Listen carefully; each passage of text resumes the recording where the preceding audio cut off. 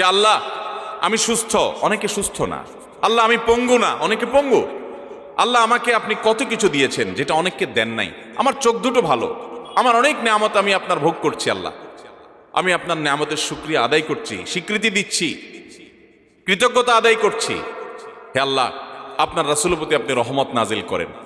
আপনি যদি লম্বা চড়া বিস্তারিত না বলতে পারেন, আপনি সূরা ফাতিহাটা পড়েন, আলহামদুলিল্লাহ রাব্বিল, আল্লাহর প্রশংসা সেখানে হয়ে গেছে, আলহামদুলিল্লাহ রাব্বিল আলামিন পড়েন, দুরূদ শরীফ পড়েন, বাস।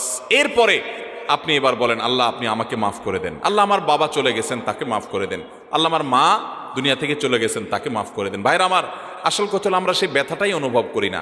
আপনার মৃত আত্মীয় স্বজনের জন্য যদি আপনার সেই ফিলিংস কাজ করতো তো চোখের পানি ফেল ফেল ফেল করে আসতো। আপনি যদি আল্লাহর কাছে কোনো কিছু মায়ের পেঁচ দিয়া অর্থাৎ সুন্দর করে সাজায়া গোছায়া বলতে নাও পারেন, আপনি নিশ্চিত থাকেন শুধু চোখের পানিটা যদি আপনি ফেলেন, চোখের পানিও আসে না, শুধু কান্নার ভান করে আপনি যদি আল্লাহর দিকে হাত